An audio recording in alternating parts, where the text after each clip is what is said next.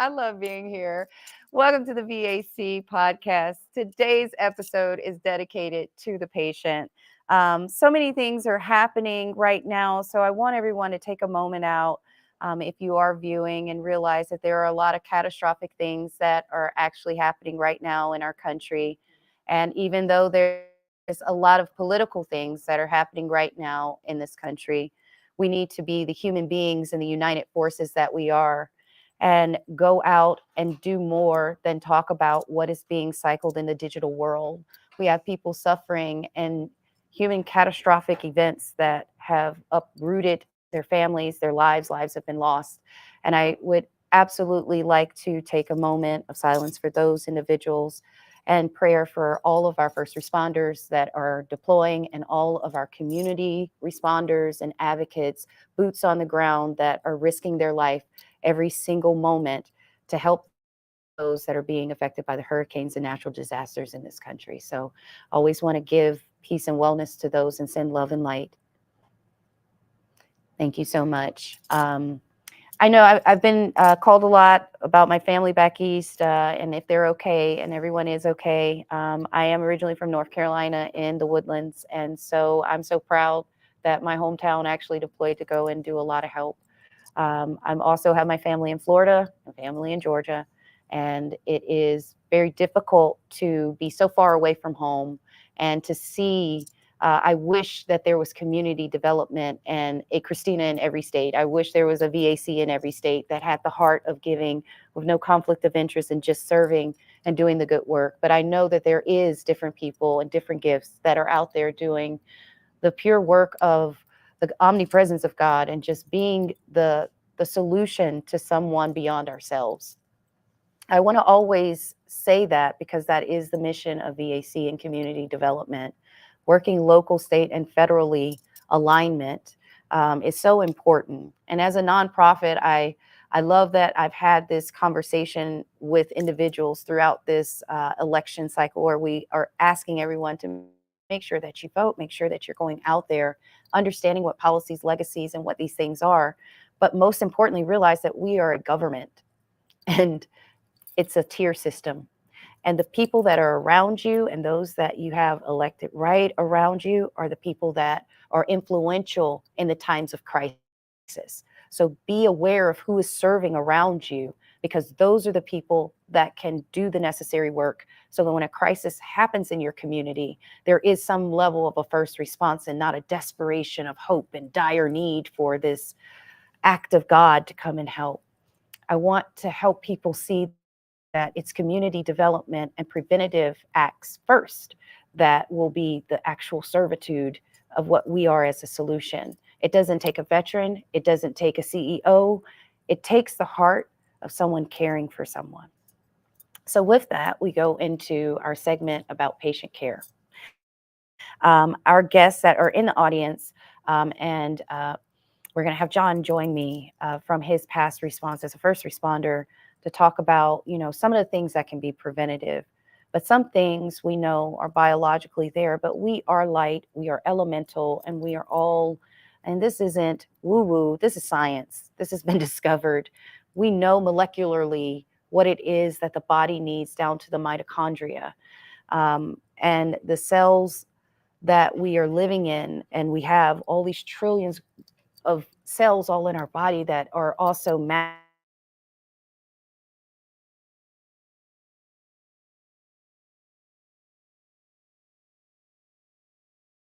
cast and right now where everything has herbicides in it, just because we're talking about the water cycle system.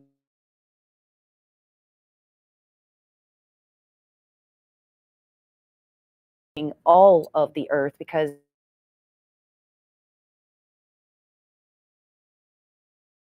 of actual pesticides and herbicides. So when you do the most organic thing, if your soil is not organic and your environment is not organic, therefore you can only do the best that you can do. We've got this chemical agricultural cultural experience here in America that is killing our people. We are the sickest by far, whether it's mental or physical. and it is truly the consumption of our environment.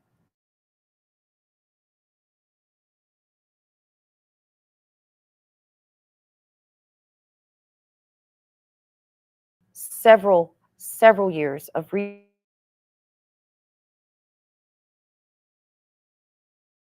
one unique nuance complexity of being genetically mutated in a next generation due to toxic exposures. We are recreating a life we will not be able to sustain or heal from. There is no medical protocol. The protocol goes back to nature, which is what we're talking about today. I wanted to put myself on, because of HIPAA and all my other patients and clients, I don't talk a lot about that, but I can always talk about me, and I can always share the information about me, as I always have, to give the true living experience of what that looks like. Having an ICD code, meaning a code that is put on you due to a diagnosis, and having over 30 ICD codes put on me because I have toxic exposures that I was born with. And due to the elements of having an environment of toxic exposures, I've learned from the best of the best in the world, from going to study under Dr. Bruce Limpton or Dr. Greg Braden or Dr. Joe Dispenza, or looking at some of the leading factors of science and neuroscience and endocrinology and all of these specialty care that you'd never want to go to, becoming diabetic, flipping diabetes, having autoimmune, multi-system organ failure and brain, and you're wondering, what am I doing? I'm doing everything that the fake pyramid, food pyramid, tells me to do. Well, first of all, that's a lie too. That's not what you should. That actually got infiltrated with commercialization of agriculture. Again, just take a look at it again. It says eat sugar. We're going to leave it at that, right? Let's not do that. We can't do that. How can we continue to be ignorant and knowing that sugar is one of the leading causes of inflammation, such as we also put alcohol, which is also a poison and a leading and kills the cells that we've seen over time. And it says, hey, just take it, have your glass of wine every day. I need people to understand science over culture and over understanding, and realizing that we're elemental beings and we do have the charge of light within us. We do have the charge of understanding within us. We do have what we need within us to shift and change environmentally, even if it is poison and toxin. There are different filtration ways the earth has taught us to cleanse out our systems and to cleanse the environment around us. Starting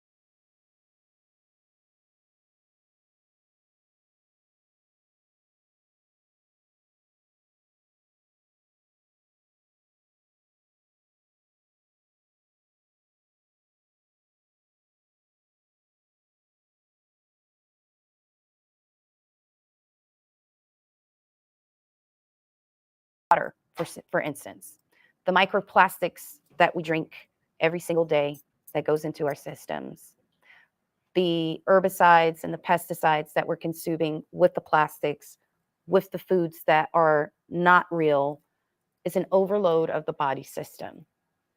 Most individuals think I'm healthy, I'm fine, because they're still moving forward until a first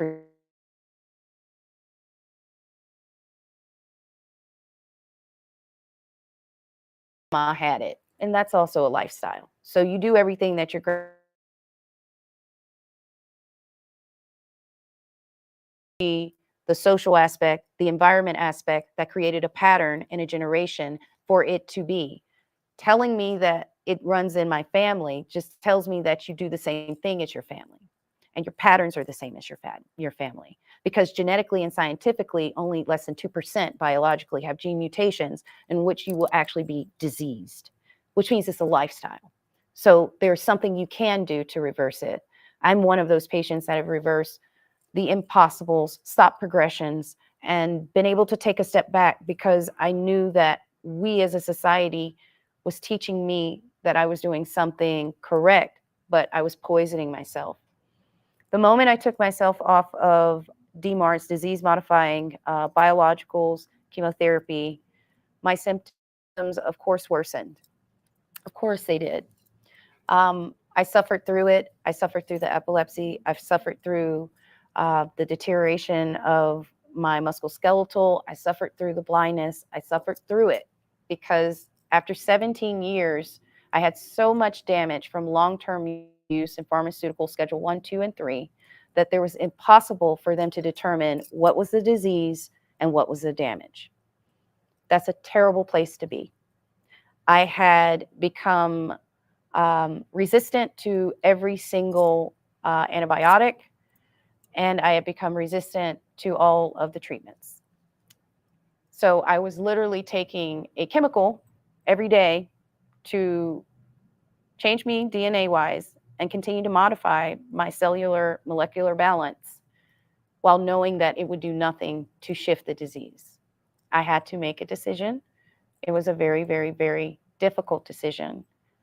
None of my doctors, all 8 of them, wanted me to do that. I had 4 neurologists and 3 rheumatologists and hematology oncology, and they were not going to sign off on it. I did it the same way that I did my spinal surgery, completely all natural.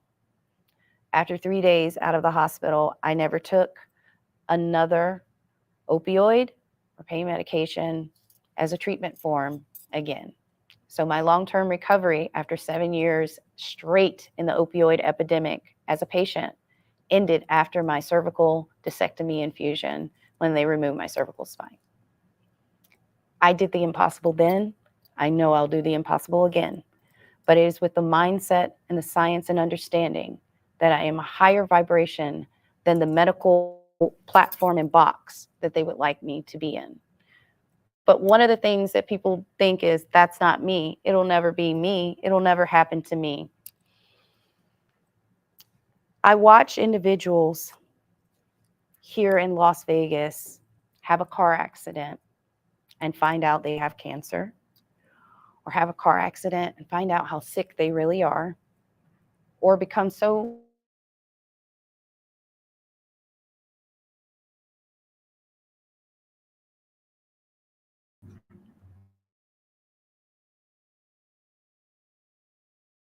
tells you financially when you're doing financial literacy that you need to be planning for your health care.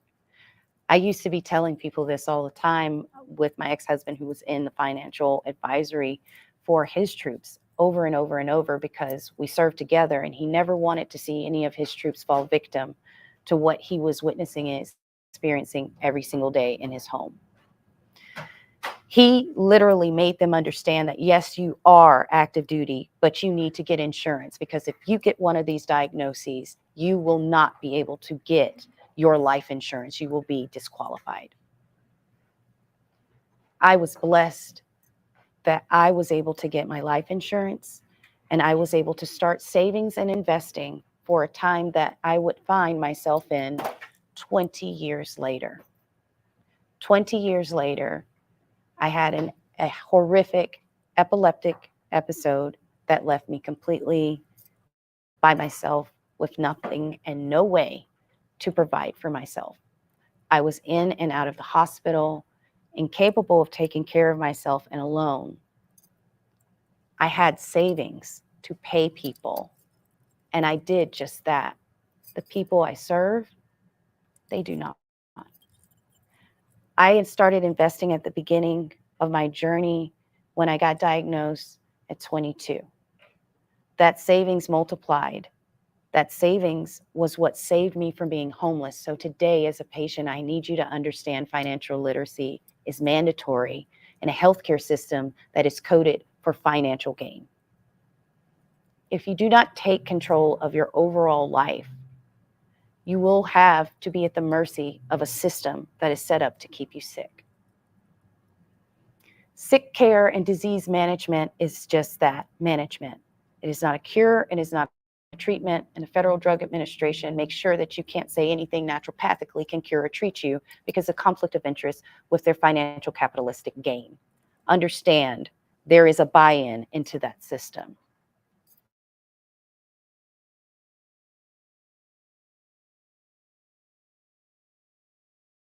Toxic your environment by its roots. So remember, so within is so without. And so if you believe and know that you can take control, no different than a tree that doesn't even have the consciousness that we do, then you can get back your life. The same way I believed, and I allowed my faith to not be shattered completely, I became one with understanding that God said that I could do far greater for myself if I just believed. You're talking to individuals that have to go from point A to B to C with protocols to follow. If it's not in black and white and in the gray, there's nothing they can do for you. So please know, this is your actual action call. Choose life. By choosing to understand you and self-care, you can choose to understand what is discomforting within your molecular level. So when you come to classes in self-awareness and stop from the rat race long enough to say, my back actually doesn't need a Percocet, I need to stop stressing out. My migraine isn't really a neurological problem. I'm producing these overall cortisol dumping overload of what's happening. My stress actually is this phone. I need to disconnect. I don't need a pill or a joint for that. I just need to breathe. Shout out to my son for listening to life. I want to give this to you as a patient because I know there's some young people that follow me. But I love this because all my students became servants to the community. So they're either coaches, teachers, or social workers. So shout out to all my spiritual children and my students. They really took on the teachings that I've been able to bless all of our young folks with. And so my son was asked the other day, like, dude, do you smoke or drink? And he was like, brother, have you breathed lately? Do you know how to breathe? I breathe. I close my eyes. I go within and I'm good. I breathe. From the moment that he was a young child, he watched me in a hospital having to take medication, injections, sitting in infusion chairs for 6 hours at a time while he preoccupied himself with learning tech. I remember thinking to myself what this could do to him if I didn't figure this out. My son, and as a lot of you know, I got started with healing through plant medicine and becoming a cannabis advocate. It was my son in third grade watching Dr. Sanjay Gupta, in which I wrote an article with Vegas Cannabis to saying, mommy, mommy, mommy, I know what's going to help you. Have you heard about weed? I can hear it now.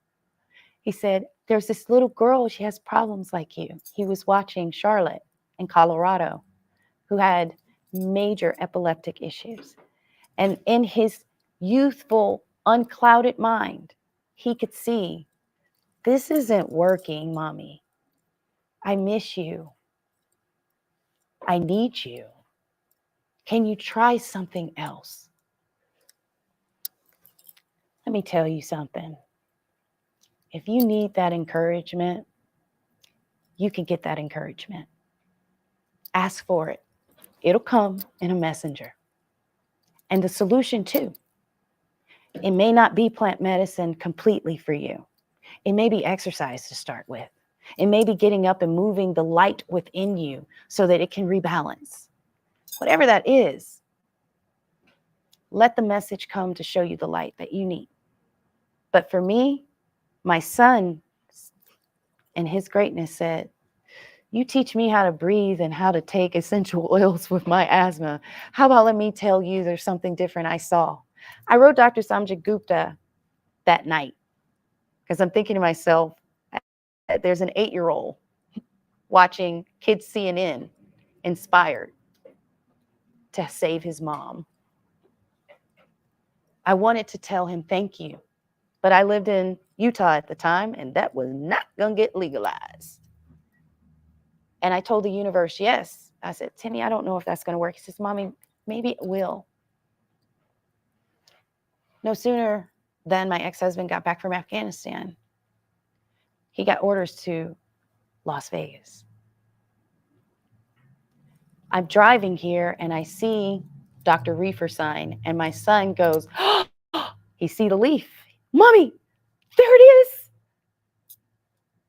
So I called, and that's where I met my then partner, one of the most profound cannabis practitioners here in the state, who helped change the legislation for patients and became my doctor and my partner with all of my clients. And I was on a journey from 2016, and I gave my son his mom back. I gave my son hope. I taught my son, you don't have to fall victim to something that tells you outside of you that you're too broken to heal within you. I gave life to all the children that I got to sit before and teach, whether it was spiritual coaching, whether it was divinity, or whether it was history and understanding government systems. No, I didn't teach math. That's my weakness.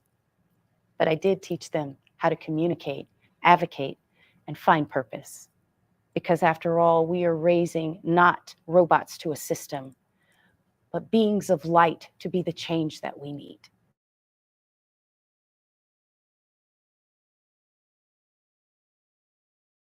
And I'm going to ask my friend John to join me as a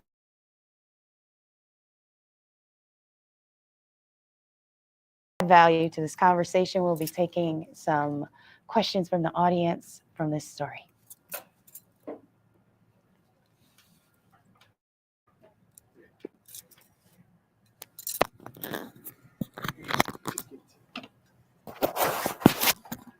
Okay.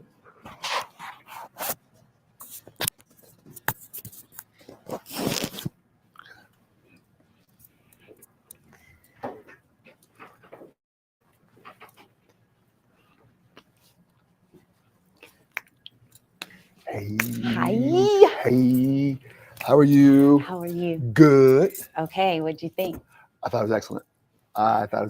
It's interesting. We were having this very conversation, when you walked in, talking about the efficacy of the healthcare system and, how protocols and procedures are grappled over and the struggle to decide what's going to be a best practice and what's not going to be a best practice. And it's an ongoing, struggle in healthcare all the way around.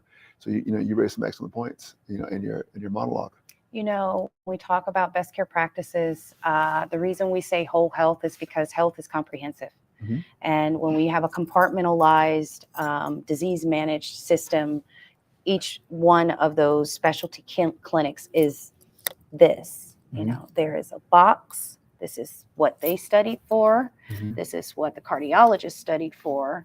This is what the pulmonologist studied for. Mm-hmm. Every organ system has a different person. Mm-hmm. And every person has a different protocol. Right. And every protocol doesn't match pharmaceutically. Mm-hmm. That's why we have a pharmacologist. Mm-hmm. So then we have this pharmacologist in disease management that's looking at all of these chemicals, and the poor patient don't know nothing about that. Right. Well, I will say this, where I have room for optimism is that what we're describing are the shortcomings of specialization. Gaps. Exactly. And so what is emerging is the valuation of multidisciplinarians, and interdisciplinarians. So interdisciplinaries are absolutely. And when we look at asking, and I know that we've changed in our social economic dynamics of what we are needing for medical students. We have a deficit when it comes to providers. We have this gap in time. Again, we are heavy aging population across the entire nation. This isn't just a Nevada thing. So your aging population means that your boomer generation is coming into the phase out of retirement, right? And school is school. So you got 12 years of specialty that these individuals have to go through.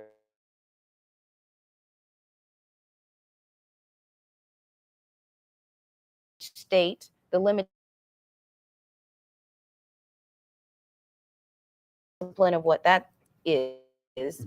And that's where we can see, okay, if we can have the patients talk about the gaps, talk to the legislators, because that's really what we do as a council. What was the gap? It's not to burn down the system. It's to be able to give the information, because sometimes it's just simply a cost training issue and it's very simply fixed.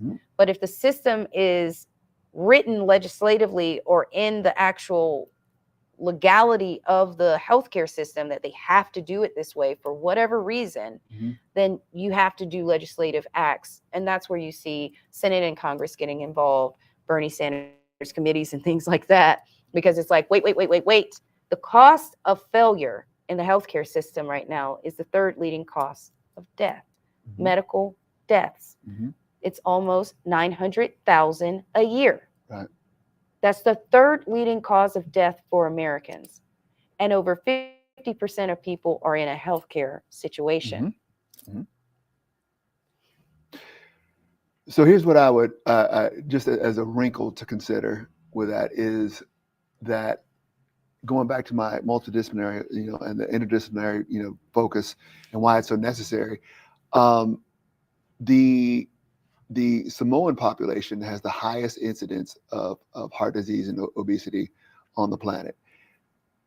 That's not a legislative problem necessarily. It's one of those things. It's and I've got dear friends in the Samoan community, and it's largely attributable to the cultural Lifestyle. elements. It's lifestyle. It's lifestyle, but it's lifestyle undergirded, if not driven by Culture. By culture, exactly. And so where if a solve were to come in place, I don't see a legislative one, being the one to change that. Somewhere in there is a discussion has to happen about how does a healthy diet become interwoven into a healthy culture, because they have a healthy culture. They really do, as far as the family and the traditions and this, that, and the other. But how healthy diet and healthy lifestyle gets interwoven into an otherwise pro-social culture. That's the challenge in that community. Do you remember the 600-Pound Life? No. TV show? Yes. My 600-Pound Life? Yeah. I believe there was a Samoan family that, this is in the beginning, because that's when I was much bigger and I was struggling with this because, again, I'm from the South. And again, culture. My culture is rich in all kinds of flavors, and that's hard to let go. But it's also pro-social. Yes. And so the new horizon for medicine, I believe, is the one that can figure out how to make healthy lifestyles cultural, pro-social, all those things. Because invariably, the way it would have been approached in the past would have been a frontal assault on their culture. And that's exactly what I was talking about. So he went on my 600-Pound Life to do something more social, to say, hey, look, I know we have this, but can we do it differently? Right. And so he went back to the community, which he had lived in, if I remember correctly. And he was teaching not just his family, we're not going to eat like this. No, you're not going to eat the skin of the chicken like we normally do. Right. We're just going to eat the breast. We're not going to, so changing it generationally is what he was saying. Like, I'm not going to onslaught my culture, but I am going to say we can do it differently while still remaining in the culture. Right. Because instead of using bacon grease, the flavor of bacon grease for me, for me. Right. I got to switch that. Right. Maybe it's turkey. Maybe it's no grease at all. Maybe it's, an oil or something that's created.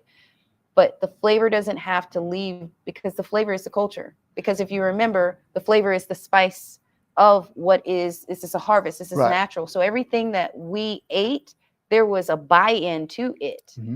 I already knew the hog that I fed. I already Right. knew the harvest that I had picked. I already knew everything I planted. I already knew that pepper. So of course I'm going to consume it. It's so connected to me. Mm-hmm.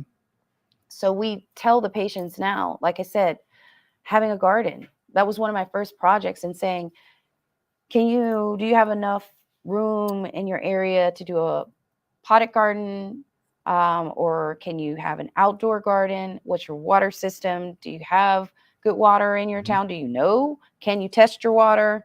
What soil? Do you know how to make some soil? Let me teach you how to make some soil, the pH level, test that. Mm-hmm. You're talking about actually giving nutrients, life back to the person. You have to look at what they're eating and what that's eating and what is that coming from, if we're looking at an organic experience of life. Agreed. And I would just add to that with the discussion of food, there's food that has flavor, and then there's food that has meaning. Mm-hmm. And in some cultures, the food has flavor.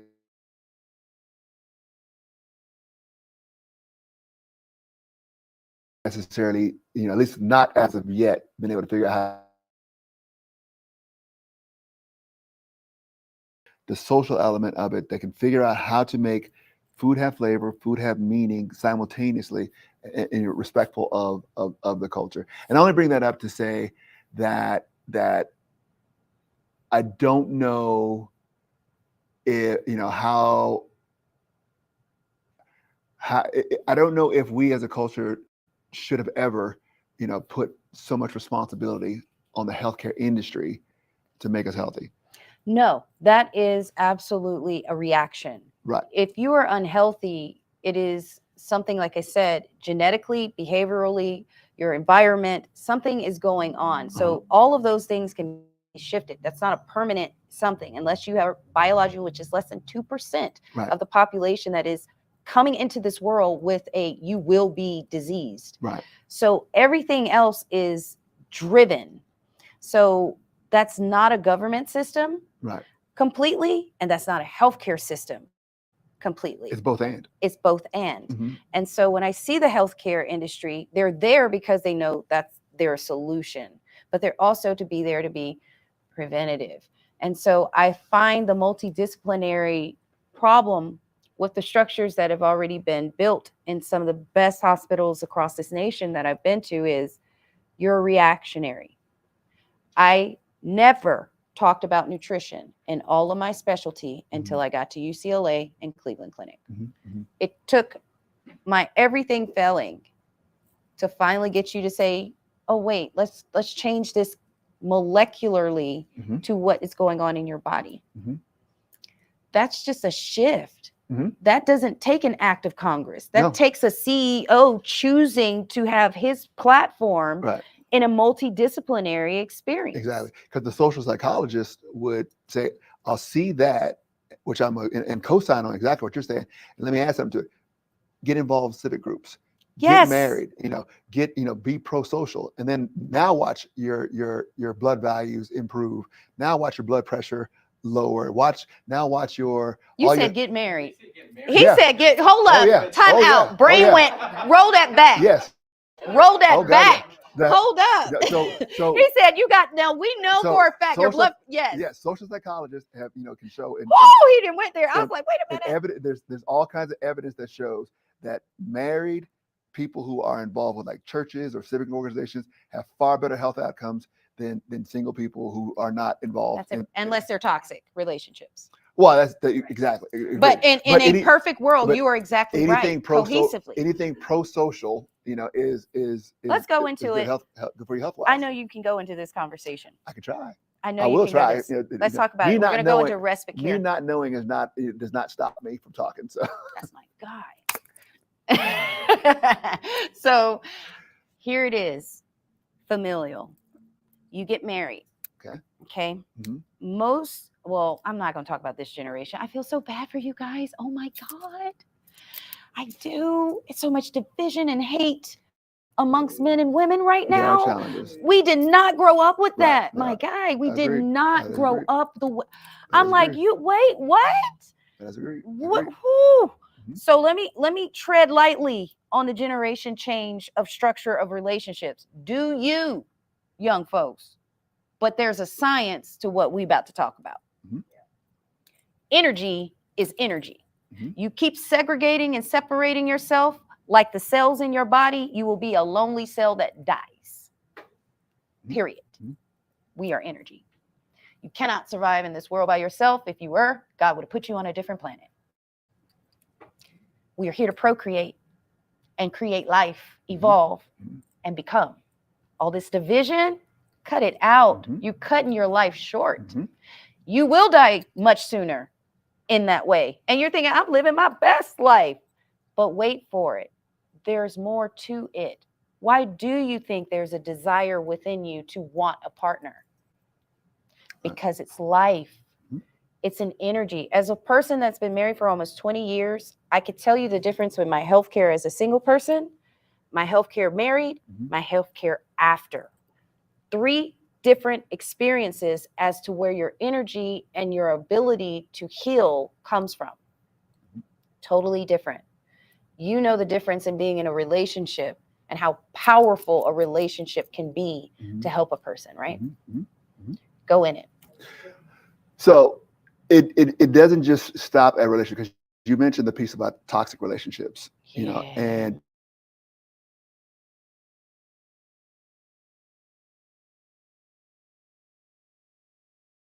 the relationships is is I mean, it could be leaving that relationship,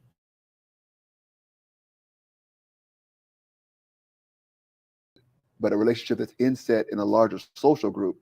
The social group has a way of helping to regulate the toxicity out of Bingo. relationship, to the degree that, the broader social group is healthy and constructive and the like. That's called community. Exactly. And these young people don't have Right, that. See, right. back in the day, you start acting a fool, your mama gonna check you. Uh-huh. Your grandma gonna really check you. Or your neighbor's gonna talk Or bad your about neighbor you. gonna talk bad about you. Right. And then you're Or gonna go to work and right. everybody gonna be like, why you do your wife like that, homie? Exactly. Why did you do that? Exactly. You're gonna be at a party, instead of them egging you on, Right. they're gonna be side-eyeing you Mhm. because your wife makes the potato salad Mhm. for the church. So, because if you're my wife, what I need to be able to continually abuse you is I got to isolate you. Absolutely. Isolation, and I know I'm so tired of the narcissist. Hey, guess what? America's narcissistic is built off of colonization. You're going to have people that have narcissistic traits, period. Mhm. You have a pattern in a culture that is out of control from an ego, thinking that we are better than the rest of the world or some specialized human beings. I love America, fought for America, but we are all human beings. And that mindset is toxic and narcissistic because that's what America is built off of. And being able to take control and colonize and capitalize, you got to be some level of ego focused in order to do capitalism. It won't be successful. You can lead with a heart. Capitalism is a business transactional experience. Being a human being is totally different. Being a human being is a multi-dimensional experience, not transactional only. Right. People that lead with agendas can also come off narcissistic. People that lead with those, it doesn't make them a narcissist. It means that we have a culture that has many characteristics and patterns that mimic manipulation. When you have someone that isolates you, ask yourself, did they isolate themselves? And why? And if they didn't, then why are you isolated? It's as simple as human nature. Seeing yourself appropriately and becoming a complement in a partnership is not the same as being objectified and owned and oppressed. Whether you're a man or a woman, it doesn't matter who's taking lead in the home. No one should be. You are here as a human being to be a partnership, a complement, not to be in a power struggle of, I got a message saying that, men, how many men are not in trades now, and how many men are not doing this, and how many men are not doing that. And I'm looking and I'm thinking to myself, well, the society is changing. I get that. We don't have fathers in the home to teach that. Most of the men that I know don't even have all the trades that I do. Right. I grew up I had to learn those things. That doesn't mean that I'm trying to be a man. It means that our society has shifted us in our roles in which we have become toxic and not blending to work together in harmony. We're against each other. That's why you can't see real relationships anymore. Right. So I'll add to that, and and provide a slight different vantage point of that. So with respect to capitalism, we always struggle with whether capitalism is a means or an ends. Oh, oof. And if capitalism is the ends, then we got a problem. Mm. But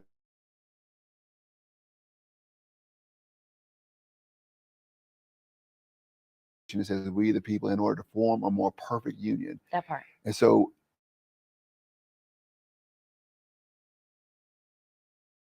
but all that falls apart if by what I mean by perfect union is everyone is celebrating me and building me up and feeding my financial wallets or my spirit or my body. So when you talk about the selfish element there, That's or what the I mean. narcissistic element, That's that's what what a I mean. breakdown is. That is the breakdown. that Thank is you the for breakdown. clarifying that, Yeah. because there's different pieces to that. And thank you for that.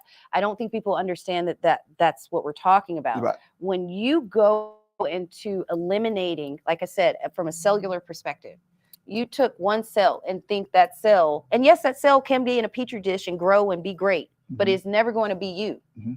And I'll add one more thing that I was going to point out. This what many people call the societal breakdown, I will go a little more precise with it, a little more surgical with it.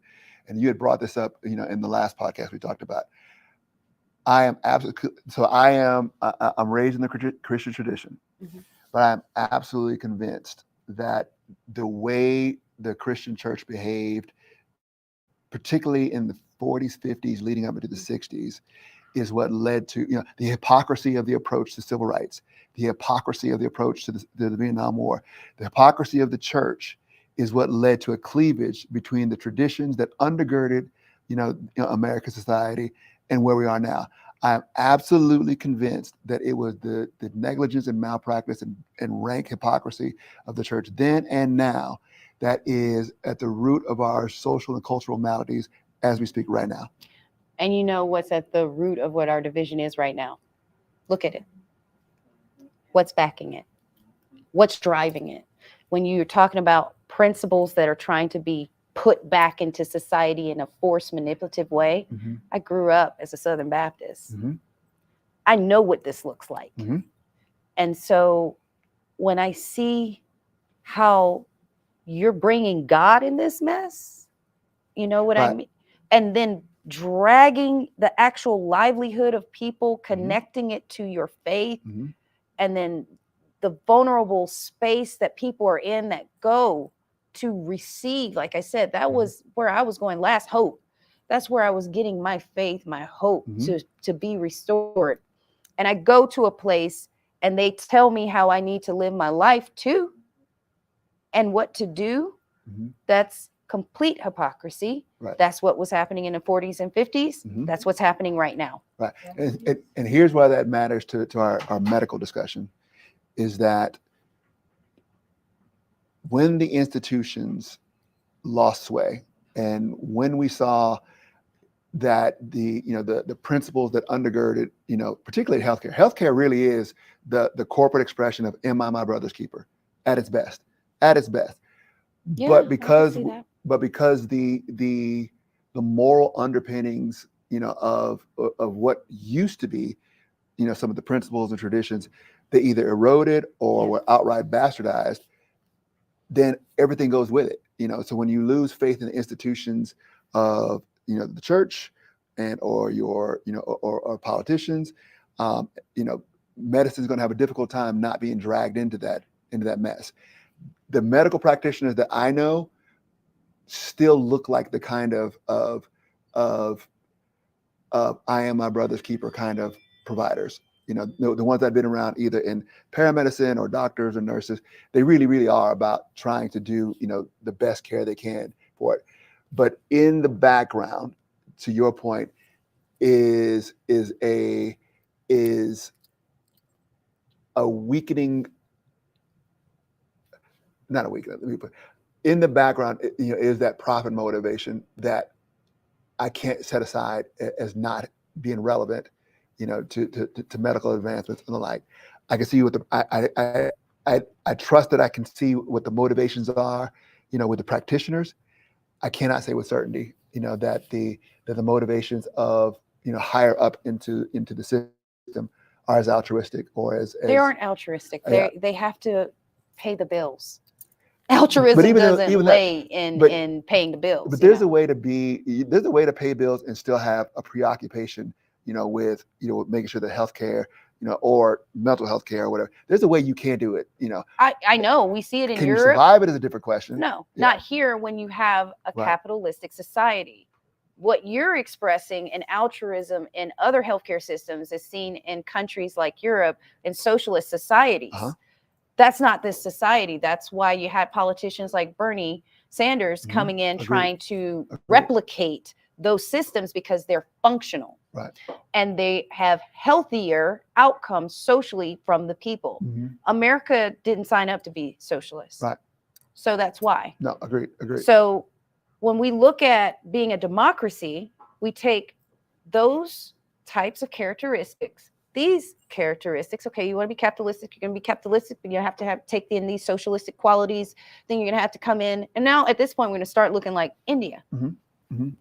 if that makes sense. Mhm. You got to have all of these different elements to actually feed the overall diverse population, multidimensional population, subpopulations, to truly get something to help.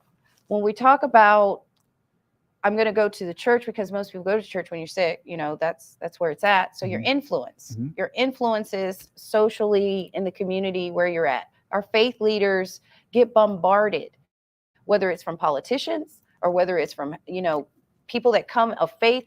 They're there. Mhm. They're there because that's the community hub of where we can go and find this peace. Mhm. I don't know the division of church and state. Everything was based off of Christian principles in the Mhm. beginning. Mhm. Mhm.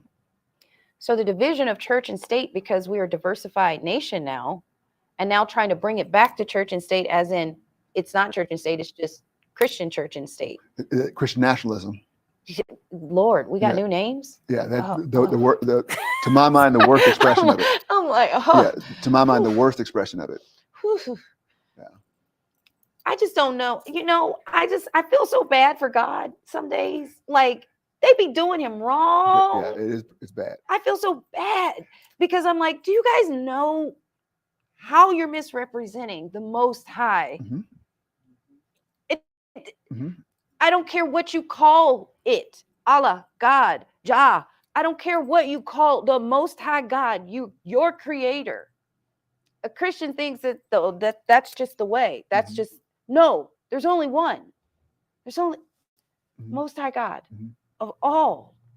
And no matter what religion, when you say God, everyone knows what that means. Mhm. So when you start throwing that God is this, and you forget that we are 4% of the population in America? Right. So you saying God don't care about the rest of the populations? God bless America and nowhere else? Right. What are we saying? Right. So that doesn't align to most real, true, God-fearing people. Mhm. We know better. Like, that's not right. Right. You can't say and segregate the love of creation. Mhm. So nowhere else can be successful but America? Right. No, that is so Friedrich Nietzsche, said, I'll start believing in a redeemer when I see something worth value of the so-called redeemed. That's where we're at again. Yeah. And so I have a plethora of a network when it comes to people of different faith. I coexist. Mhm. I have my Jewish brothers and sisters, my Mhm. Muslim brothers and sisters, my Christian brothers and sisters. I mean, I have all walks of faith, spirituality, all of that.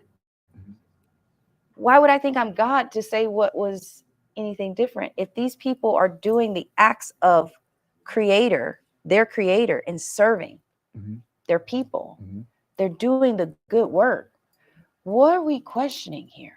Right. When so much good is needed? Great. That's where I say, when you say there was a breakdown, 40s, 50s, that's what's happening now. Mhm. Still. And the I don't know why, but I guess demonizing of other faiths, and I'm like, I'm missing it. I'm missing it. Like, this is going back. Mhm. We're going back. Mhm. And I don't mean it from a political standpoint. I mean it from the mindsets of even the young people that have been fed on these podcasts, that have been so kidnapped into the idea that social media is the end all be all, and whatever rhetoric that they hear enough of becomes their truth. Mhm. Because there's no authoritative voice they trust anymore, and I can't say I blame them. When you I have can't. every single thing, and I had this conversation last night. They were like, "Did you know about this?" I said, "Did you know that all sides do that? Mhm. Did you know everybody's dirty in some way? If that's what you're trying to bring to my attention, do you realize that all of them do that?" Right. Like, what do you mean?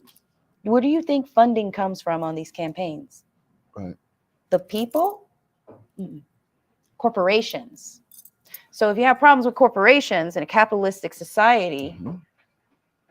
and you don't understand the buy-in, if you're not the person buying in, Mhm. they are. So if you want to have some form, you have to have a voice. You have to lead the change that you need. By being able to say, I get to talk to the people every week, every day, and then giving information with people that are able to take care of themselves better, whole, it gives a solution, a Mhm. remedy. I can't just say I'm talking about it. I'm doing something. Mhm. When I look at most individuals, they do nothing. Not that they can't. They don't feel that their voice may be heard, or they're important enough, or they really don't have the buy-in. And again, I don't trust anybody. Mhm. I know everybody's lying in this game. But you have to say something. You're a human being in this process. Again, what matters to you and what's closest to you, in understanding what's the most important. Mhm. What is the moral compass here? Mhm. If we have become so radically free, the morality is just left and right, even within the constitution of the faith-based experience, then we are in a desperately dire, extinctive space to Mhm. be in. Mhm. We are going to extinct ourselves. Like I said, that one person isolating out of the body, we in this society will isolate ourselves from existence by these behaviors. Mhm. Agreed. It's sick. It is sick and self-destructive. It's, so what we're kind of talking about here is so one of the fundamentals of America is our approach to libertarianism, Yes. and there's basically two broad ways to do libertarianism. You could do, what I'd call a compassionate libertarianism. You have freedom, I have freedom, but I still look out for you. Mhm. Or I could do a selfish libertarianism. And that's what Yeah. most Americans know. There's a capacity, that's always run through, regardless, whether it's America,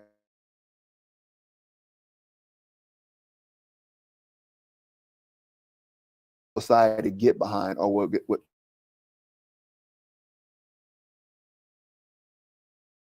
is the emergence of that strain is what's troublesome and worrisome, It's just as and spells a dire, future, that Yeah. way. Because I have no qualms about libertarianism, is just but the as compassionate toxic. version, It's just as toxic if used incorrectly, just like the Christian nationalist type movement. right. Because when you seclude your agenda and only your agenda, or I'm only going to do it if everybody jumps on the bandwagon, Or if it benefits me, or if I get the kickback of me, Right. or if I'm voting in the mindset of, oh, this is what's best for me, and you don't care about your neighbor. Or we'll go into it even further to where the division of race, well, or gender, I'm not a woman, that doesn't affect me. Mhm. Or I'm not black, that doesn't, y'all are 12% of the population, or that's not a big deal to the rest of the issue. Right. What are we saying? Agreed. So what I think I see, in this, harking back to the healthcare side, is I think I see the practitioners struggling against the limits of a libertarianism that may be indifferent, to what the needs are of the community. Now, Are they looking for novel ways and innovations to try to solve those? They are. They're trying to get more case managers in the hospitals, and they're trying to figure out, how do we, support or talk about naturopathic medicines? How do we answer the questions, professionally about, the use of marijuana and cannabis and the like? And so I see them really trying to work through those, and that's those a challenges. societal issue for the practitioner as well, Uh-huh. because when you're talking about a medical provider, first of all, they have to go back to school, just like nutrition and wellness. They have to go back to school to learn about cannabis and herbalism. They have to go back to school and go into pharmacology and learn about that. That's a whole nother year. Well, that, or they have to wait for the studies and the research to happen. They have to do that. I don't know how that's progressing. I really don't know. So the studies have progressed amazing. Who's backing the study, whether it's a pharmaceutical company that has a buy-in to a cannabis company, or whether it's a opposite pharmaceutical company that doesn't want it because it's a competition. It all depends on. So when I tell these patients and they tell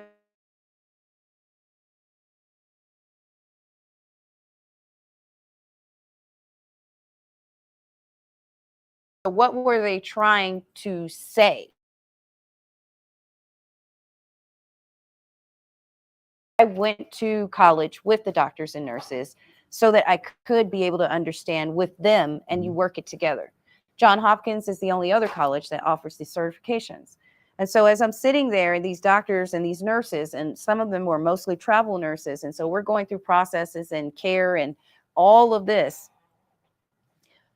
If they don't have the support system within, like you said, the dimensions of that job when they go back to their job, and every doctor that they send their patient to for other specialty care, because it's not comprehensive care in most places, then they're going to get a kickback to them that they're the bad guy. And now they're not going to be able to work into their community. Right. They get kicked out. I've seen it myself in a chamber full of doctors opposed to the doctors that were for the cannabis. And this is like 2016, 2017. I watched how they ostracized, bastardized any single doctor that was talking nutrition, wellness, and cannabis or plant medicine.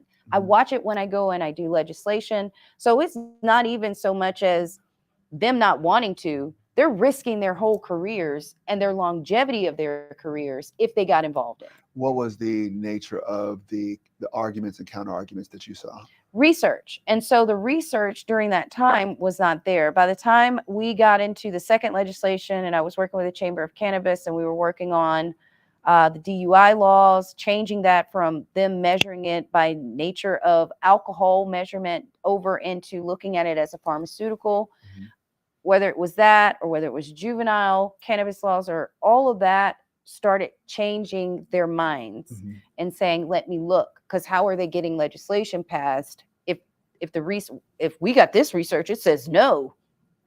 We started looking at research from Europe. We started looking at research for long-term hospice care patients. I was able to pull all of this data, like from my school, to go and do the legislative as a patient and medical cannabis care practitioner that worked amongst them. That's research enough.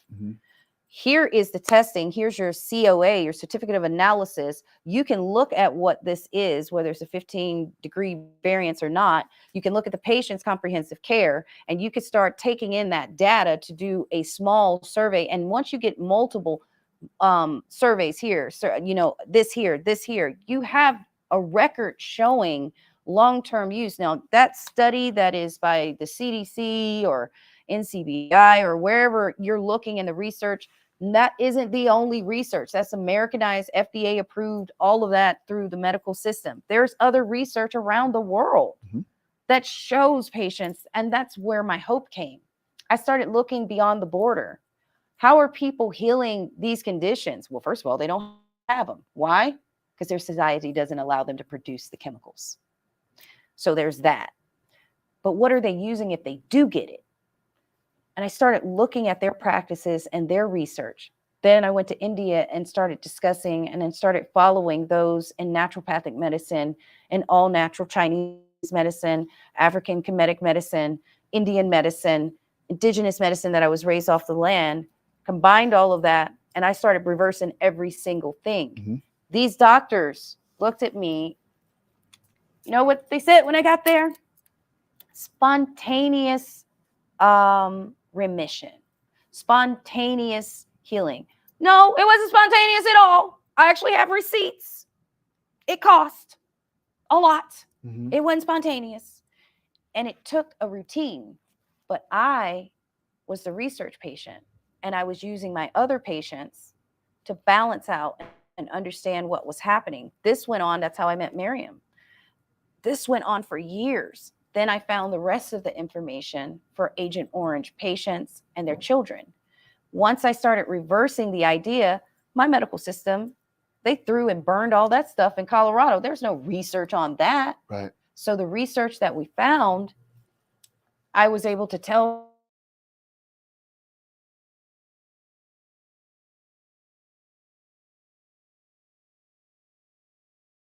is this sustainable? You're going to in these classes that there were plenty of these researchers that got their actual research destroyed because the pharmaceutical company didn't like it at the time because it's not FDA approved. So they just completely destroyed it.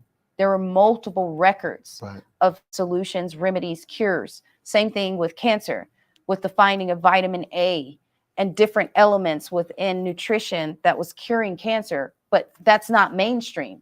Right. You know what I mean? Mm-hmm. Like things like that, when we find different elements, like, hey, did you know that this is going to reverse this? Mm-hmm. But then you can't say it because the FDA says that you can't label anything preventable, curable, treatable, or this or that if it's naturopathic. Mm-hmm. And they will do nothing to change that in legislation to be integrative into the medical format because it's not a part of their training, and they won't make it a part. But everywhere else in the world, in those socialist society, it is a part. Mm. So the truth is, we have a lot of learning to do. Mm-hmm. We are a new country. We allowed the capitalistic dream finding to take us down a road that poisoned our very people and our earth, because the water cycle goes everywhere. And our westernized ways of living this dream and commercializing it all the way to commercial agriculture has poisoned us. No system can fix that. Right. We fix that by saying, stop using this fast-paced life as the end-all be-all. You're commercializing and chemically agriculturaling things to fastly produce things to get a profit. The agenda is us in the demand. Slow down. You wouldn't need that. And all of the waste shows. Look at the waste. You didn't even eat it. You didn't even use it. So when you look at that mindset, it's a us thing, not a government, not a system. Agreed. Now, you wanted to ask me about my background in the fire service and how it related to healthcare. And I think we went everywhere else, but I know. which is fine. I mean, I love me. Right. So, what was something that you wanted me to? I wanted to know, like, when you got there, I know you had where? 2 different homes that were recurring. I call them frequent flyers. Yes. Because I used to be a frequent flyer. Okay. Yes. Yeah. I created programs for frequent flyers. High five on that. I did. The chronic patients you know them. I did. Oh, Miss Kristen fell again. Yep. You know what I'm talking about, right? I do. So I know most people don't know this, but when you are in a chronic condition and you don't have health care, your emergency services are usually their full healthcare stop and shop. 911 is their primary care provider. That is their primary care provider. So I need people to know that is the only time that they actually get a medical checkup. Yeah, and then they get transported and the like. Yeah, so yes, that happens quite a bit. So, how much does that cost? I don't have the numbers. Let me just give you an example, though. We had, in one case, one person who, with diabetes, who called 911 like 115 times, in 1 year. They were really sick.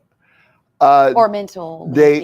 So here's what we found. So you would think that it's a function of the illness, but what we've started to see is that there's more social determinants of health, in that either there's like a mental health component that keeps them from being compliant. Right. That's with what their I was treatment. saying. Yeah. Like something was Or going on family mentally. members make for a chaotic environment. Yeah. We've had them whereas, they can't get the prescription filled, because they don't have transportation. We found all these variety of social determinants, that were driving people in the 911 system. And so what I created was a community paramedic program where I had, paramedics trained in like junior varsity social worker skills, to be able to go up to these people's homes and say, okay, what's going on here? Do you have a primary care provider? Well, no. Okay. Can we get you set up with one? Okay, we get, so we get them set up with a primary care provider. And then, do you have a way to get to, the doctor? Well, no. Okay, can we help set that up? We get a role. And then we would work with that primary care doctor too and say, what can we do to help this person, be compliant with treatment and the like? And so we started working, with the primary care providers as well. And what we found is that we were able to reduce 911 usage, by, some of our frequent flyers by like 76%. We had one of them go from 100 and one of them went from like 70 some calls in 1 year down to one every like 4 months, maybe, if that. And they weren't even necessarily related, whatever. They were just, Do you think it's because they felt finally that they were seen, heard, felt? Part of that. It's also, for some folks, the healthcare system, can be complicated, and it mentally messes you up. It can. When I tell you, it takes you into, because you're listening to someone speaking on your health without your permission, honestly, because you don't know some of this information. So there's that aspect of it, not having control, feeling a loss of control of you're hopeless, you're helpless, or I have to do this whether I like it or not. So you're losing the viability of control of, now I have to be in compliance with someone. And then on top of that, most people, they don't know the language. They don't know anatomy and physiology. And then they don't understand the diagnoses, the proper process of prevention, because it's probably not given. They just know when to take the medication and how the medication is supposed to make them feel. But if they feel any of these, diarrhea, vomiting, headache, blah, blah, blah, blah, then we call the paramedic. That's all they know. So in addition to that, one of the things that we did, we met with, like, for example, if the patient had HPN, we sat with a doctor, a nutritionist, and a couple other, practitioners to look at the whole picture thing. So it could be a mental health component. It could be an addiction component. And there's also that. I was going to bring that up. I know you get a lot of phone call. A lot of our fire rescue and paramedics get a lot of active addiction, calls that are not truly a state of emergency, but you don't know until you get there, because they could be on the OD side of psychosis, and they may very well need that assistance. I do believe in Narcan being available the way that it needs to prevent from this overusage of the actual system. But I always want them to feel like there's somewhere that they can reach out. But most of them, when they're calling, they're not in the right mind state. I know my heart goes out, because I know on both sides, they do need the proper phone number to call to talk to someone. Well, I will say this in defense of those folks. Most people, there's two categories of people who call 911: people who know they have a problem and people who don't know they have a problem. Yeah. And I would say the vast majority of 911 callers are folks where they're just not sure if they got a problem. It might be, that wife is calling for husband because husband has a history of cardiac, this, that, and the other, but she's just not sure if he's a little sicker today than he was yesterday. And the doctor's not going to take him in, and she needs somebody to see him. Well, the doctor may take him in, but the husband might say, I don't want to go to the doctor. And she might call 911 and say, is there something to this? And that's where we do our. I was thinking VA because we Yeah, can't get a random no. appointment, but Yeah. regular people, they Yeah, have a primary Yeah. care. And so like you have to wait on that one, bro. You better breathe. Yeah. And so people call 911 when they're not sure, which is fine. Like if you smell something burning in your house, you call 911. We show up. Oh, your Tupperware lid fell on your dishwasher. It fell on your dishwasher. That's what's doing it. Oh, and they're all. Don't be embarrassed. You didn't know. And so I would say the vast majority of 911 calls happen because they just don't know if this is serious or not. And if it is serious, how serious is it actually? Does this warrant a trip to the hospital? Is he okay to stay? We just don't know because he doesn't really want to go to the hospital. I don't want to make him go to the hospital. Could you be an arbiter for me? And then that's what they call 911 for, more often than not.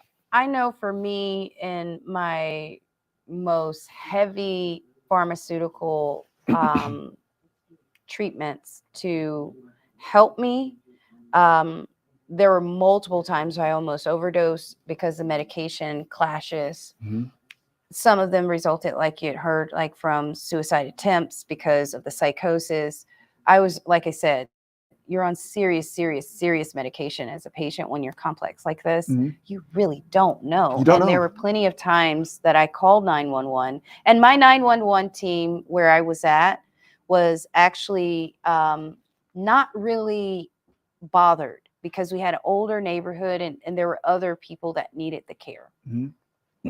I felt and knew that it was important that I let them know at the time we really needed to, this is my list, if it's this, if it's that, because at the time they would respond and sometimes I was in so much pain and they were like, Chris, what is it? They knew me by name, Mm-hmm. kind of like yours, but they knew Mm-hmm. me by name because Mm-hmm. my fire department was close by. The paramedics were Mm-hmm. like close by my home. Mm-hmm. So when these calls would happen and I don't know what it was that was causing it, I was having such a hard time with what was happening that I felt and knew that if I didn't communicate to them what I needed, when I needed it, I was going to end up dying. But I knew that they needed to know, okay, here's the list of these medications. And they would come in and let me know, like, hey, Chris, I think that this is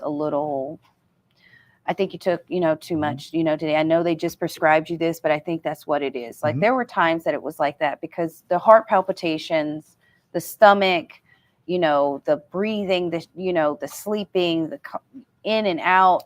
It's just like it's some of these medications and the cocktails is no different than what I see with the hardcore medications, street illicit drugs. I'm no different. I'm passing out narcoleptic like the same way. I'm unable to have a short-term memory. I'm easily triggered, hair triggered, bowels aren't regulated, skin's not regulating, rashes, all kinds of random emergency things would be coming up. Oh, this isn't working today. This isn't working today. That is not a disease. That is a reaction to the medications. And it does need an emergency response. But that's what I'm saying. My medical team was so proficient. They knew, like, they would look at the medications. They're like, oh, you changed your treatments. Oh, you changed your medications. And it caused me to recognize that, okay, I stopped my emergency room visits because I would slowly start regulating myself differently with these medications so that I didn't have to constantly call you guys. The worst feeling in the world was I was vacuuming and my spine is, deteriorated. I hadn't had my cervical spine removed yet and my SI had shattered. So I was getting injections and treatments, spine treatments and all kinds of stuff, pulling fluid off all of this like for years. So I would go in every couple months and they would work on my spine, as in needles and injections or doing different types of treatments to try to keep the joints, keep the cushion and everything, the vertebrae together. And I was simply doing housework and I hurt myself. And it was just me and my little boy. Again, this is my little boy, and I'm on these medications that I was talking about earlier. I can't drive once I take those medicines. I absolutely can't drive. And I had taken a medication, and I was 100% I'm trying to like manage what I'm going through, but my back is done. It is slipped. I could feel it. It's done. I get there and I recognize that my team comes in, and I had a split level. That home was a split level that I lived in. And my son called 911 that time. It lives with him forever. So he's, because I couldn't even, every move, that kind of slip disc, like, don't touch me, don't move me. So I was like, oh no, Timmy, I need you to call, just talk to them, because I was just uncontrolled in pain. He called and they get there, and because of the way the house was, I had to get up, and it would be too painful for them to put me on the gurney to put me up the stairs the way that they were, because every movement was horrible. And I was like, let me just get through the horrific pain and get out the door. Can you guys just assist me to get out the door? Because had I not had a child or an older child, I would have just had the child, or I didn't have any friends because my ex was deployed at the time. So I needed an ambulance to take me. Because I got up to get myself on the gurney, and it was noted, because that's what has to be noted by paramedics, like, hey, yes, we didn't have to move her. She was able to move herself. I had to pay a $7,000 ambulance ride because I wasn't incapacitated. Like, they had to do that. So when I get phone calls with patients that have fallouts, it's usually stuff like that. Like, I'm having to pay for something because I didn't follow a protocol correctly. Like, I got up, or they said, for that case, you could have driven or had someone driven you to the hospital. Well, first of all, back then there was no Uber, and where I lived, there was no Uber. There's no cab. So I need the paramedic to help me to get to where I'm going. These are the kind of gaps that I'm talking about that patients incur that can send them, literally, if I wasn't in that situation, that could have catapulted me into a horrible situation, because multiple things happened months later that were super, super expensive. Again, I was always prepared for these medical dilemmas. My patients end up in disenfranchisement on the streets because of things like that. So what can we say other than having a family care plan? But if you have no family, to prevent things like that, because they need a medical provider to come and make sure they don't hurt them worse. Right. So is your question a billing question or an access question? It's an access, because if they know I'm not going to call the ambulance, because like we said, there's people that are frequent flyers, but I have people that die alone because they're not going to call the ambulance because they're too afraid of catching a bill. There's that. So another things that we did, and we see this a lot with, at the homeless shelters and the like, is, and they do it at the hospitals too. Everyone steps on the gas to help get healthcare, coverage, for folks. So for example, you show up at UMC today, and you had an ambulance transport because, let's say, it's a traffic accident or something like that, or just whatever. For whatever reason, you had to go to UMC.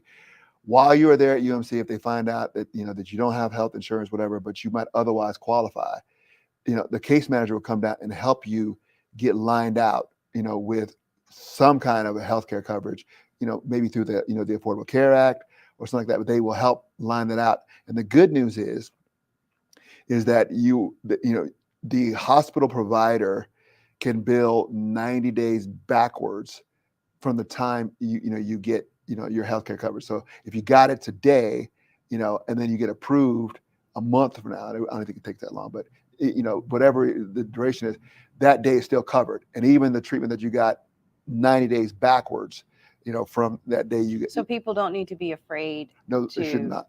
And even if they did, when it really comes down to it, is that if it's a choice between, a bill and your health, and you're not sure, go with health. We ask them to go with health, but so many people but they don't know. And that's why they call 911. And they'll call 911 saying, give me advice on this one as to, is my health in sufficient enough danger to incur this cost? Now, if the truth be told, a paramedic is not in a position to make that call. They don't have the triage. They're triage. They're immediate help and need and right limited then. triage, Very. Particularly, when it comes to like the elderly, and things like cardiac issues like that, is, that EKG is just a very, very, very superficial assessment. The real test for whether or not you're having a cardiac event, is blood draws and that kind of stuff. And So let's go into that. You know, how many of the individuals that have you come out, you see that it could be a heart attack.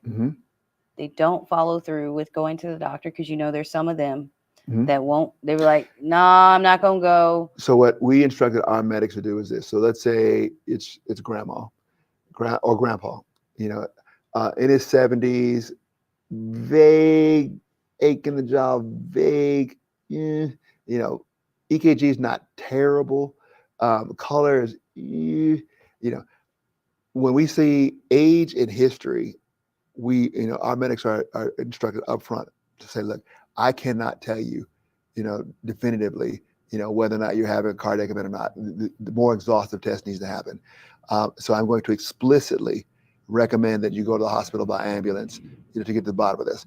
And one of the ways that our mindset had to been changed, and it was an aha moment for me, is that the way medicine generally, and I would say EMS maybe in particular, was approached is we use our experience to try to calculate probabilities.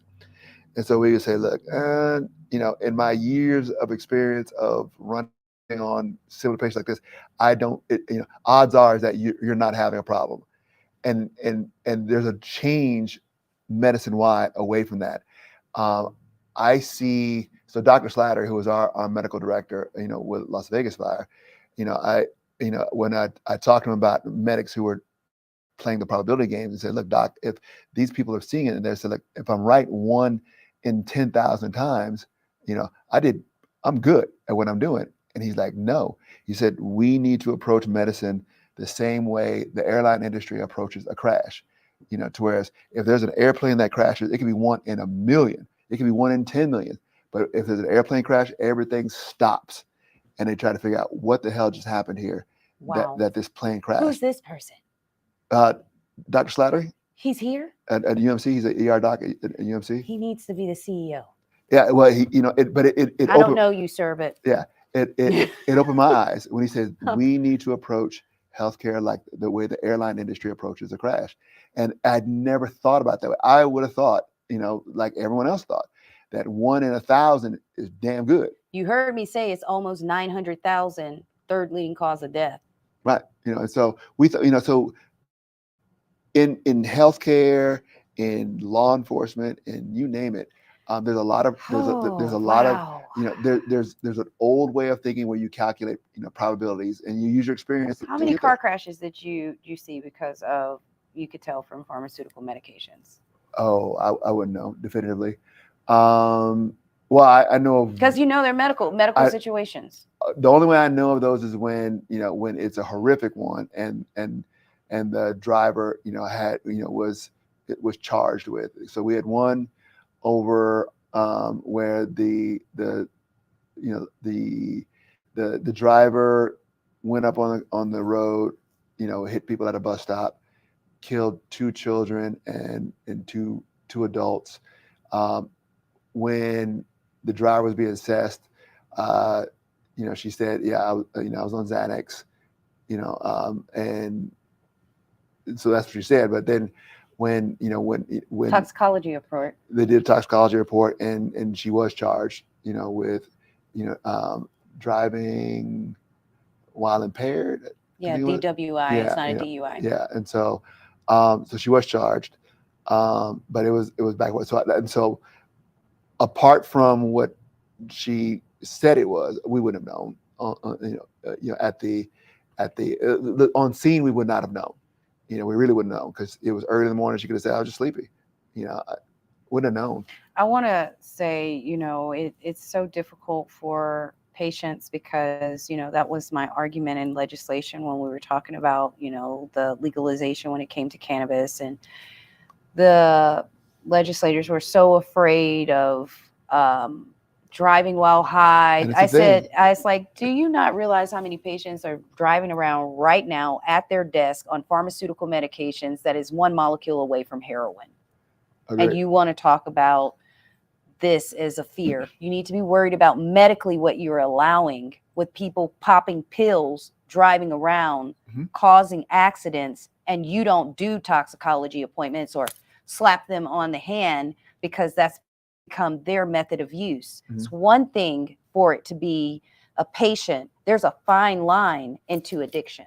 It's a chemical addiction that goes over into a substance use and then a substance abuse. And so I live here and I see it, I hear it, I know it. So when I saw so much hate towards cannabis and I'm seeing so many deaths that are already on the road because of it, I'm looking at them from the alcohol that's constantly being poured out to the pills that's constantly being prescribed. And none of this is okay. I am not for anyone being under the influence behind the wheel. I lost my father's ability to raise his children because of a drunk driver. I will not stand up for people that think that's okay. Nothing about that is okay. You don't have full control because your brain may be overstimulated, understimulated, delayed, overreactive. It's a substance. It's a chemical. So it's like the doctor prescribed it to me. I was that young girl. I remember having car accidents and not knowing exactly why did that just happen? Because I had a delay in my response from a medication I was taking all day. Constant oops, like accidents that weren't with someone else, but I'm wrecking my car and not realizing it's not my disease, it's the medication. The medication is delaying me. The medication is causing a fogginess. The medication is causing the narcoleptic. Oh, I'm just kind of getting really weary. That's what awareness with health literacy really matters. When you don't have people being authentic and honest like me, because they feel like there's this backlash. No, this is reality. Your grandma behind the wheel is not safe alone when she's got to take that medication, care about her, drive her. You're putting her at risk. Your mama just started that new medication. She should not be driving. Why? No, she could get from point A to B. The probability is there. And I need people to understand I've been that patient. I've been that family member. I've been seeing this over and over. I got the call. Oh my God, are you okay? Are you okay? Chris, I don't know what happened. I don't know what happened. I do. I know what you're taking. And no, you weren't drinking, but it causes us to get in this delusion that, oh, they're okay as long as they look like they're, functioning. We shouldn't matter, like you said. Well, we wouldn't know, but we should care. Right. And like that doctor said, we need to stop the brakes, stop all operations until you figure this out. I got a message from Las Vegas, on IG. I get this notification from Las Vegas Metro Police Department this week. I know you saw it. The car accidents, all of the car accidents, I think 115. Okay. And one was going 130. And I'd seen that very Challenger around town. And that's what I'm talking about. We all see these things that are happening. And it's not until something devastating happens, it's like, stop the press. But you're seeing these things in motion before they get to a catastrophic ending. Right. You're seeing the speeding. I'm seeing police officers speeding right past the people. Where you going, homie? Put your lights on.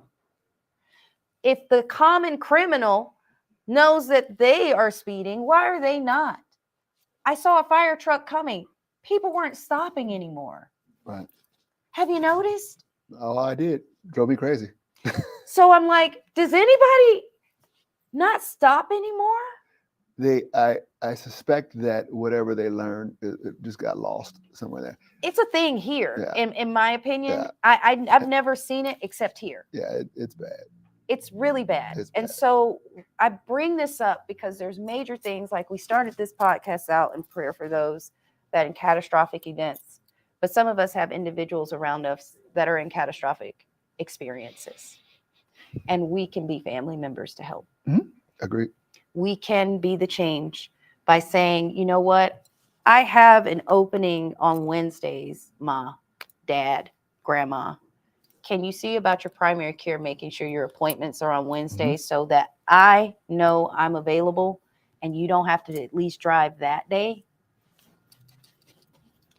It ain't no more than 3 hours out of your day that can save her life. And then wait for it, help her heal a little bit better, because commonality between the two, feeling apart, connection is healing. And when you sit with her and let her know you care, or him care, you give them life, you give them hope, and you inspire them to fight a little harder to get better. Now, yes, there are some people that are toxic in their conditions and they feed off of pity. I know that too. But they need just as much love. The reason they're in that is because they are constantly feeling neglected, without, abandoned. So the only way they get your response is by telling you they're sick. And that is their cry for help. So if you have a loved one that is suffering with chronic conditions, basic conditions, any conditions, be the love of light. Give them hope by giving them the care, the opportunity to know you care, even if it's a text. How are you doing? Is there anything in my power that I can do this week to help you? Do you have any availability to say, I'm okay? At least let me check in once a week for me if you can. Those kind of things are preventative measures so that an emergency call isn't made. And if it is made, they're not alone. But that's going to be our segment today. And I'm going to go to our audience for questions and updates and concerns. What's up, you guys?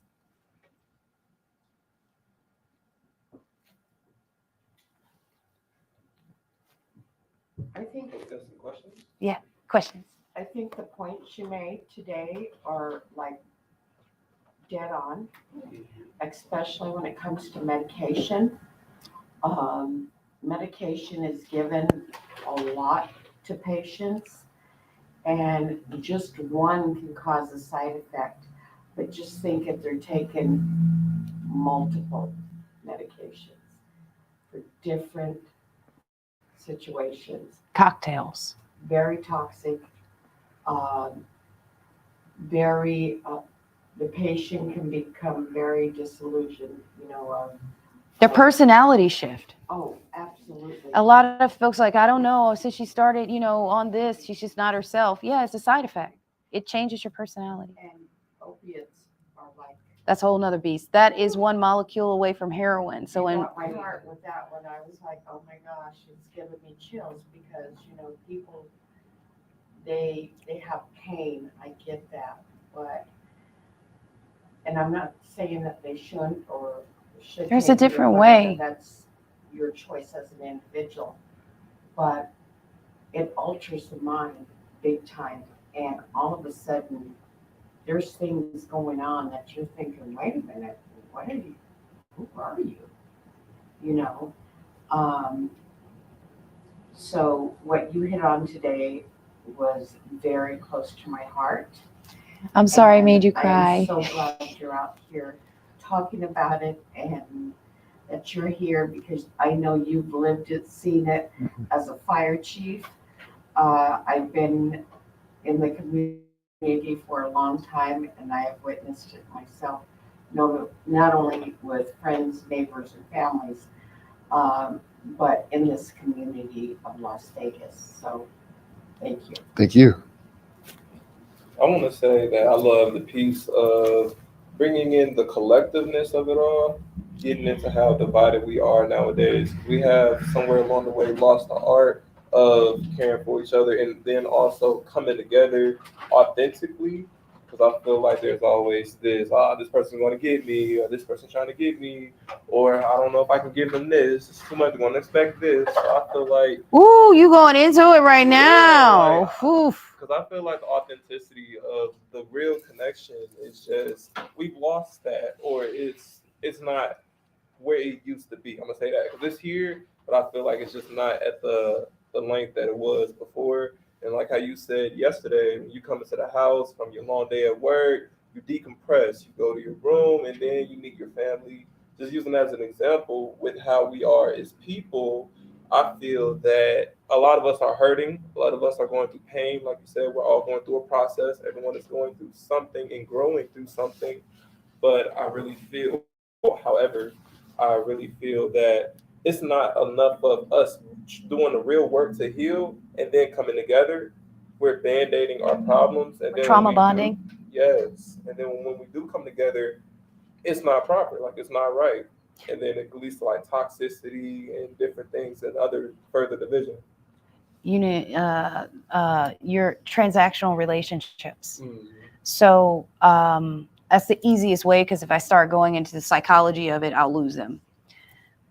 When it's you do for me, I do for you, what you gonna give me, what I'm gonna give you. When you have something like that, that's out of alignment. That's not how nature works, right?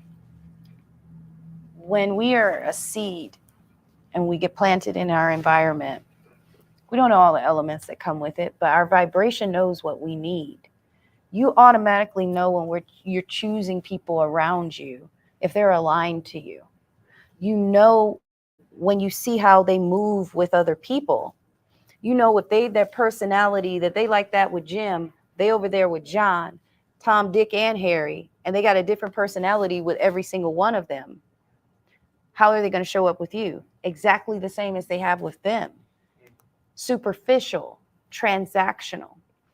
But as we continue to go in the process, we have boundaries, right? And we see our brothers and sisters that are in need, and we say, hey, yo, I see you struggling a little. So you notice this person can't be what I just said. They're changing. They can't be themselves. Maybe they're suffering from imposter syndrome. We don't know. Maybe they're people pleasing and they're in that reaction of, I got to be what I got to be because I got to get this done and I got to move mountains. I got to hustle and flow. You see, and you can notice like, hey, man, let me talk to you. This is what I see as a remedy and a solution to cohesiveness. I see you. Every time I come here, every single person gets an embrace, right? Every person. Why? I see you. I treat everyone like the 5-year-olds that I taught, because we're little people inside too. And I want to hug from my teacher every day too, right? I want to feel like, when's the last time you got a hug? Besides me. When's your last hug? This morning. My little sister. Family. Yeah. But what if you don't have a family? Outside of your family, who gives you a hug? It's far few and in between, isn't it? Mm-hmm. You don't connect, right? Same thing outside of us. They don't read to have, remember, we're libraries. If you're not reading it, watching it, hearing it, mm-hmm. living it, what do you have in common? So you're coming from an ethereal place of, if you don't know yourself, you're going to keep changing to what everybody else does around you. But if you know yourself like you do, you know, this is what I like to do. I am this person that likes these things, and all these people around me either support or they're haters or they're observers. So you kind of know that all these characters in this game are there as a part of it, right? It's an ecosystem. But to the ones that you know should be cohesively and they're toxic, something's wrong. Something is not working in their life. They need a light. They've dimmed. So whether they're coming along to be an energy vampire or to suck your ideas from you because they are so dim that they don't know how to do anything themselves, so they have to be the parasites of the earth or a leech or, like I said, an energy vampire, I know how frustrating that is for someone that works very hard to keep their energy safe. It's actually like hearing a noise or smelling something, it becomes offensive. It becomes a betrayal to those that have betrayal trauma, because you've taken something that wasn't yours because I didn't want to give it to you in that way. So most of society has been in this information flow of, oh, I could just do and I have access to do and be any kind of way with anybody, no boundaries, no respect, and no centralized culture of moral code. We just talked about that here. So if you're Muslim and you are Christian nationalist, that's not going to jive. Right. So when you got division, and nobody's talking about, I'm a human being and I absolutely want to feel peace, love, harmony, joy, the fruits of life. Everybody can agree on that. I don't care what you call your God. I don't care who you vote for. When war breaks out for a veteran, none of that matters. Who are you? You hurt. What's up? What you need? Let me bandage this. You got this. It's an automatic act. You guys are trained the same. You don't care the color, the creed, all of that. You have to get in there and get him out immediately. It's a space where we have lost humanity and we have allowed the infiltration of human artificial insemination of information. These rhetorics that continue to point to division, that you're different than me, you're a male, I bet you want to be objectifying me. What did I just do to you?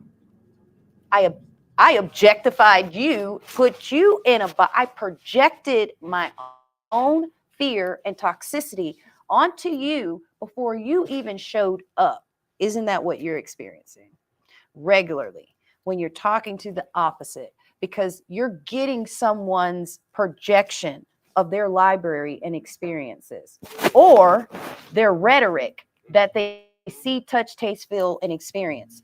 What is natural that they have created in their own personal life? How many people can you say is creating their life rather than life happening to them? Not many. So when you connect, I watch you create. You create every time I'm here.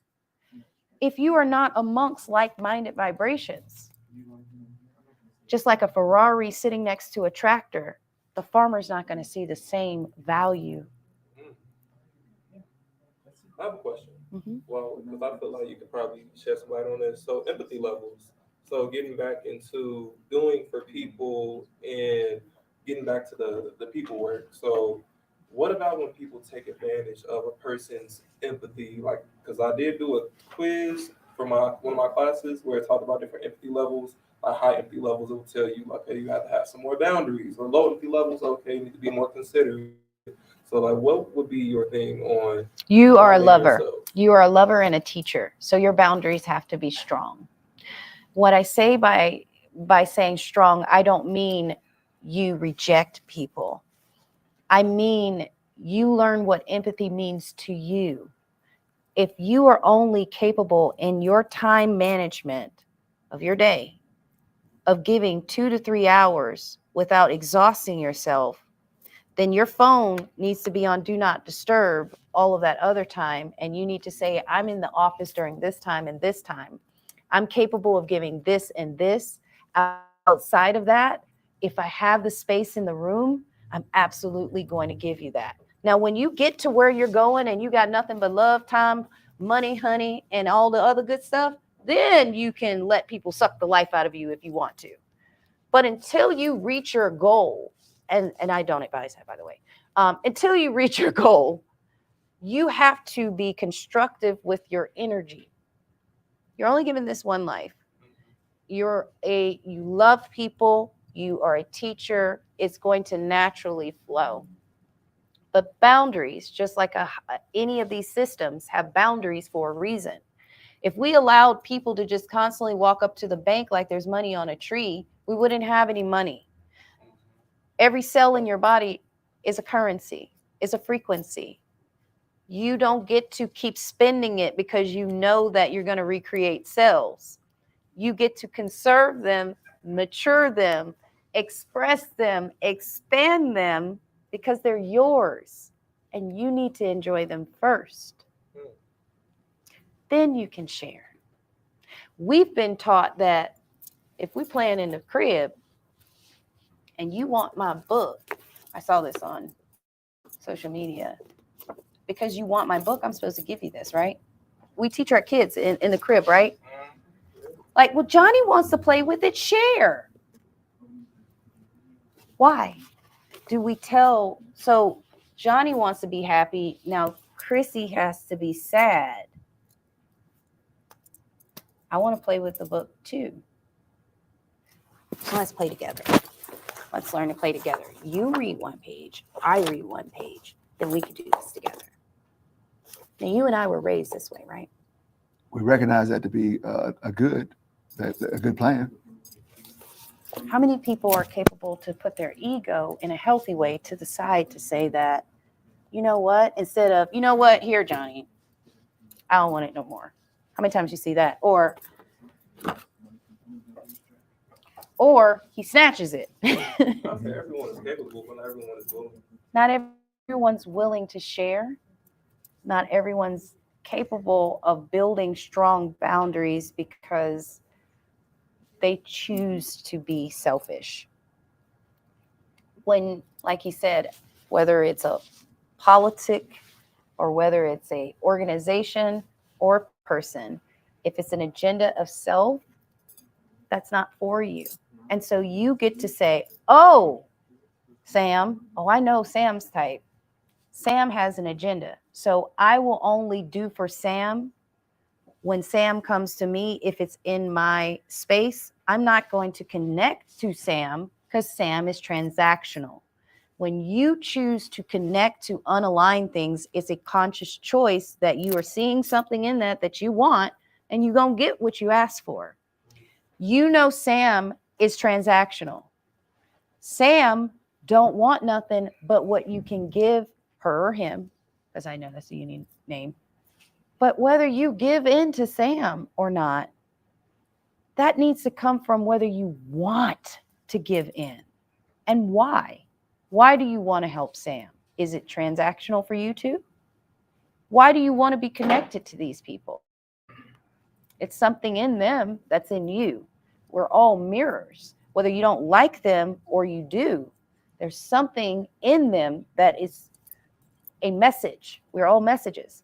So the next person that is, you feel, and this is for me, and this is in my own psychotherapy work, my personal psychotherapy work. I love my therapist. Shout out to my therapist. I am too altruistic at times, in an effort of I give too much. Why do I give too much? That's a toxic trait of mine. Now, it's not a problem for you, but it's a problem for me. That's an unhealed. It's a problem for me too sometimes. That's an unhealed trauma response that I'm overcompensating for something that I have yet to address. So that's not a you.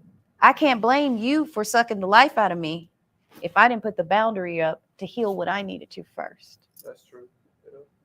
It's about that self-awareness and that check. Why are you trying to help? Why do you need him? What's calling that?